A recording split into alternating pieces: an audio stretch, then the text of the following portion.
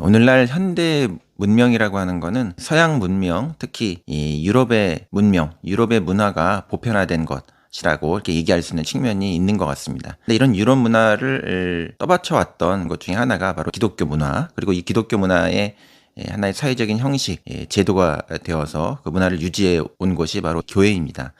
근데 이 유럽의 교회, 특히 카톨릭 교회가 가지고 있는 굉장히 독특한 어떤 형식, 제도. 카톨릭 교회는 이 형식을 굉장히 중요시 여기는데 이 형식 중에 하나가 바로 이 고해성사라고 하는 이 독특한 제도입니다.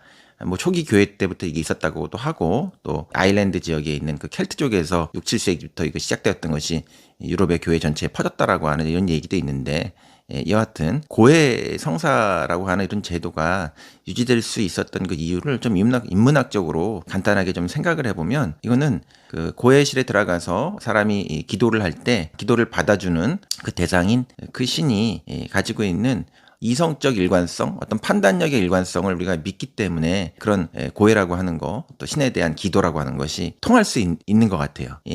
여러 나라의 많은 종류의 어떤 신들이 있는데, 그리스 신화에서도 보면 신들이 전부 다 달라요. 관할하고 있는 영역이 다른 다양한 신들로 이제 그리스 신들만 해도 이루어져 있는데, 그렇게 신들이 다양하다라고 하는 건 신들의 캐릭터가 있기 때문에 개성에 따라 가지고 신 전체가 일관된 성격을 가지고 있는 건 아니에요. 그런데 이 기독교의 신은 유일신이고, 그 신이 구약 성경에 보면 판관적 성격을 가지고 있어서 재판관과 같은 그런 어떤 모습을 하고 있죠. 그래서 인간을 엄격한 기준에 의해 가지고 테스트하고 거기에 따라서 상과 벌을 내리는 그런 판사 같은 신이 바로 이 기독교의 신, 헤브라이즘의 그런 신이에요. 그러니까 이 신이 가지고 있는 일관적인 판단력을 인간이 믿기 때문에 거기에 대해서 인간이 죄를 고백하고 신의 용서를 구하는 이런 얘기가 이제 가능하다고 볼 수 있어요. 신이 변덕스러우면 그런 게 가능하지 않겠죠. 그리고 그 고해실에 들어가면 이 카톨릭이 가지고 있는 좀 독특한 형식인데, 신부를 통해서, 사제를 통해서 고해를 합니다. 그러니까 거기에서는 어떤 믿음이 작동해야 되냐면, 거기에 있는 그 신부가 어떤 개성을 가지고 있는 어떤 그 독자적인 캐릭터가 아니고 신의 대행자로서 거기에 있는 거예요. 거기에서 하나의 인격체로서, 캐릭터로서, 인간으로서 있는 것이 아니라 나의 메시지를 신에게 전달하고, 또 신이 역할을 부분적으로 대행하는 대행자, 중재자, 매개자와 같은 그런 도구적 역할을 할 뿐입니다. 그런 것들이 서로 결합이 되어서 고해성사라고 하는 것들이 가능하게 되는 것이죠. 자, 이 말씀 제가 왜 드리냐 하면은, 그 영국에서 우리가 재판을 하는 그런 광경을 보셨는지 모르겠는데, 그 영국의 재판정을 보게 되면 재판관들이 전부 다 가발을 쓰고 등장을 합니다. 거기서 가발을 쓰는 이유는 뭐냐 하면, 모든 판사들이 거기에서는 하나의 그 개별적인 캐릭터를 가지고 있는 존재로서, 하나의 인격체로서 있는 것이 아니라 법이라고 하는 보편적인 정신, 그 법의 정신을 대행하는 도구로서, 대행자로서, 매개자로 있을 뿐이지 거기에 있는 판사들이 개별적인 인격체가 아닌 거예요. 다시 말해 개인적인 이름도 지워져 있는 존재가 그때 법정에 있는 판사라고 할 수 있습니다. 그래서 그것을 상징적으로 드러내는 형식으로서 가발을 써요. 법의 페르소나를 쓴다고 볼 수 있죠. 그러니까 그 법원의 판결이라고 하는 거는 개별적인 캐릭터가 아니고 법의 정신 전체를 일관되게 전달하는, 그런 보편성을 전달하는 수행자 역할을 하는 거예요. 그런 것이 가능할 때만이 법의 일관성 같은 것들을 사람들에게 믿음을 주고 관철할 수 있는 거죠. 지금 대한민국이라는 국가가 정말 절체절명의 위기 상황에 있는데, 예전의 정치적인 혼란과 지금 상황의 가장 큰 차이는 법원이 군중으로부터, 그리고 어떤 정치적 욕망 고 있는 사람들 세력으로부터 법원이 지금 배추 대낮에 선동의 대상이 되고 표적이 되고 공격의 대상이 되고 법관이 이제 공격의 대상이 된다라고 하는, 그것이 우리 사회의 근간을 흔드는 예전과는 다른 상황이라고 이제 볼 수 있어요.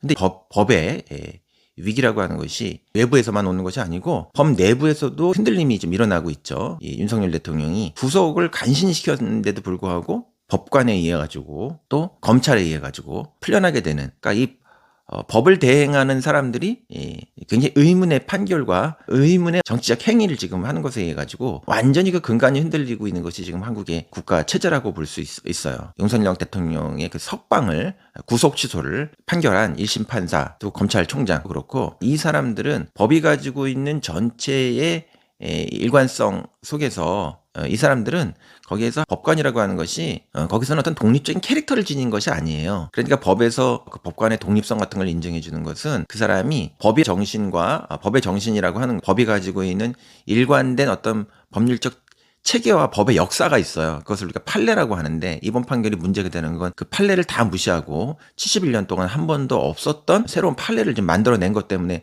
아주 큰 문제가 되는 거잖아요. 너무나 중차대한 일에 대해서. 거기에서 판사는 개인적인 캐릭터를 가지고 독자적인 해석을 수행하는 사람이 아니라 법의 원리, 또 법정신이 가지고 있는 일관성, 그리고 판례의 역사 속에서 일부일 뿐이지 독자적인 해석을 하는 사람, 창조를 하는 사람이 아닙니다. 그러니까 말하자면 가발쓴 판사처럼 법 전체를 구현하는 하나의 매개일 뿐이지 그 사람이 독자적인 거기서 해석을 하는 사람이 아니에요. 검찰총장도 마찬가지예요. 검찰이라고 하는 것도 법 운영의 원리 안에서 그것을 수행하는 하나의 행정공무원에 불과한 거예요. 이 검찰이라고 하는 게. 이런 독자적인 판단과 독자적인 캐릭터를 지니려고 한다라고 하는 것 자체가 굉장히 비상식적인 것이고 우리가 그동안 보지 못했던 상황과 만나는 거라고 볼 수 있습니다. 이것을 인문학적으로 철학적인 관점에서 본다고 한다면 어떤 일관성의 원리라고 하는 것 속에서 대행자로 쓰여져야 되는 캐릭터를 가져서는 안 되는 존재들이 캐릭터를 가지려고 하는 거기에서 발생된 큰 불상사 얘기할 수 있겠습니다. 그러니까